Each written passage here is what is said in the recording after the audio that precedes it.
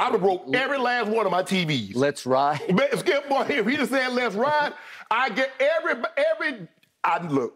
The one thing I know about Colorado is I know Denver, and I know how they bleed blue and orange for those Broncos. They would have absolutely lost their minds. And the game is Sunday. They play the Jets. Actually, I'm going back because we're having the 25th anniversary of our first Super Bowl team. Good for you. Lord have mercy. Skip, it's rough on it's rough. It's rough on me right now, Skip. So all of a sudden, Russ's corny cliches that he lives by, they don't work anymore. No, they don't. They ring hollow because he can't back it up. Thank you. Listen, once upon a time, Russ could cook. Yes. Because Russ, at his smallish stature, but he was stoutly built, could really move. Yes. And groove. Yes. And he could get outside the pocket and make up plays on the fly. Skip, he can get off this. This is the script.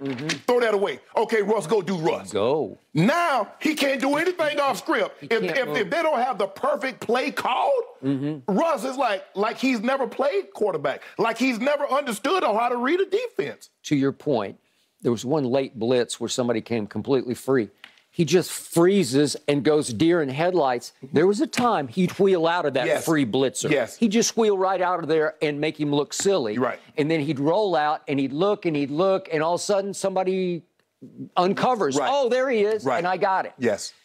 We saw Russ cook some in the first quarter because he completed his first 10 passes. Yes. If we could see, there was one to Judy where he broke the pocket. He broke the pocket, and he throws it outside to Judy, who wheels out of the tackle and gets some yak yards. But this is a little more vintage Russ. Yes. Okay? And he wheels away and gets free and gets another 15 yards that way. Okay? And then, same play. Then the kid from UCLA who hadn't played all year, the tight end. Yeah.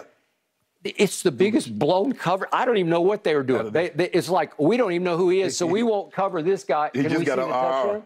Yeah, he just came up. This is his first game ever. Actually, it's kind of like a scissors concept, Skip. Yeah. What they do is that he's in the tight slide. Watch what he does. The guy releases inside, then he releases outside, and they totally lost track of him. Both of those plays, he's on the move. Right. So 10 out of 10 for what was 120-odd yards in the first quarter, and you think, boy, he's going to cook you all the way home. Right. But he didn't, because as the pressure mounted, he began to go deer in headlights. Because to your point, numerous times, I don't have enough, I couldn't even ask for a video to show, let's show this play, because there were so many in the second half. He just freezes and goes blind in the pocket. He can't see what's right before his very eyes. He had checkdowns where he had tight ends just hooking up. Short across the wall, right over the ball, right in front of it. Right in front. What are you looking at? I don't know. I don't know, and I'm watching all look at this. That's the one right here. Look at this. Tell me what he sees. I don't know. I mean, the tight end is standing there. I don't know. Look at this. Now tell me, this is not a hamstring, ladies and gentlemen. This is not a lat. Yep. This is not being unsure. This is not reading the defense. He made up his mind he was going somewhere else pre-snap. And he didn't let it develop. That's why he missed the short cross. The short cross is always the first read in the West Coast offense. Always. I know I ran the short cross. You sure did. So now your team has been on national TV solo stage. What are we up to? Three times or four times? Let's see, a Thursday night. Yeah. There was Thursday night. There was Monday night. And again Monday night. There was a Sunday night. Sunday night, too. Yeah. That might have been the 49ers. It was the 49ers. Yeah, they beat How the hell did they beat the 49ers? I don't know. Jimmy G, right? Yeah, Jimmy gave one. Okay, quick aside before we get back to Russ and finish on Russ. The play of the game becomes the muff punt by your Denver Broncos in overtime. I'm still not sure about what the rule is here, and I'm still a little lost on why this didn't get further reviewed or pushing the guy into him. You can't challenge, but I've got if we could see the play, I've looked up the rule here. If we could see what happened. So it's a fair catch call by Montrell Washington. Yes. And his blocker, here's the rule. Let me just read it to you.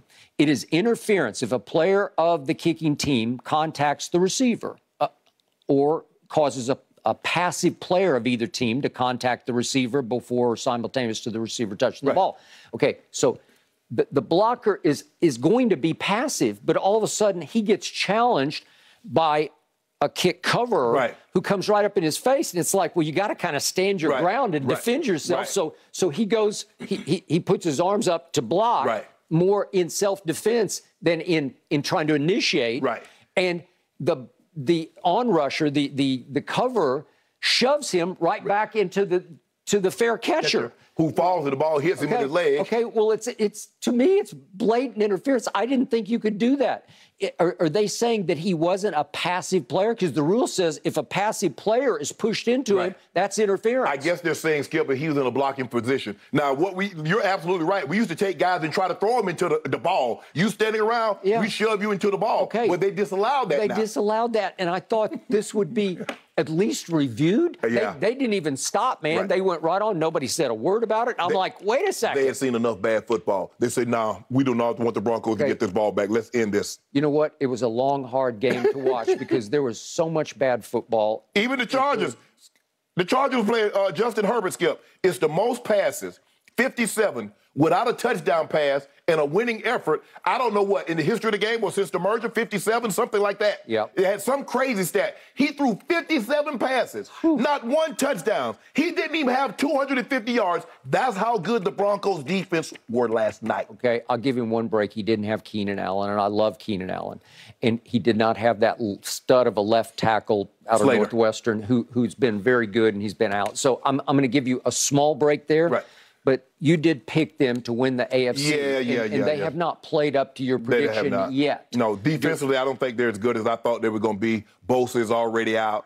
J.C. Jackson has not lived up to being the number one corner, getting big-time max dollars. I think he's one of the highest, 2 or 3 highest-paid corners, and he has not lived up to the billing. And Brandon Staley is a flat-out mad scientist. And early in that game, he's out of his mind. He's out of his mind. It's 4th and 2 at the 37. It's 14-10 left. If we could see the play that they got away with, was this not luck to that kid Bandy, Michael Bandy? Yes. Look at this. It got tipped. It gets tipped up in the air, and somehow he still catches it. And I don't know how it got there. It's just luck of the draw. But he went for it again on 4th down. And Skip, you remember last week in Cleveland, he went for it on 4th down, and they didn't have to do anything. They was in field goal range. He's out of his mind. Yeah. He gonna end up getting fired doing foolishness. Oh, I have the utmost confidence. It's not about you having confidence in your defense. Numbskull, you don't leave them, Skip. If they don't do anything, they got a chance for a 55-yard field goal. They get a first down, it's 45 yards. What do you mean? You punt the football and make them drive the field. I don't get it. He would tell you, analytics says you should go for it every time. Well, he's going out of his mind for it. But here's the thing. Analytics are not factoring in the situation. How you play it up until that point that you want to use said analytics. How's your quarterback playing? What is your situation? What is your injury history? Who's in, who's out? Analytics doesn't factor that in. It just gives you the numbers. If you do this and you complete it, you have a better chance of winning. It's taking in no other variables. None. So as I began the show by saying, your Lakers are stuck with the Russ, and now your Broncos are stuck with the Russ because there's no way out from under this. No. You got to try to figure this one out. Skip, the earliest you could probably get off him is 2025. And then that would leave you a $31 million dead cap hit. That's 2025. You got 23, 24 after the 25 season. So you got 4 years. And good luck trying to, everybody knows that car is putting you downside the road. And by the way, you have a brand new group of owners. And if I know new owners, they get antsy fast, like, wait a second. We're being held responsible for this because all of a sudden the public's saying, well, are you going to do something? Yeah.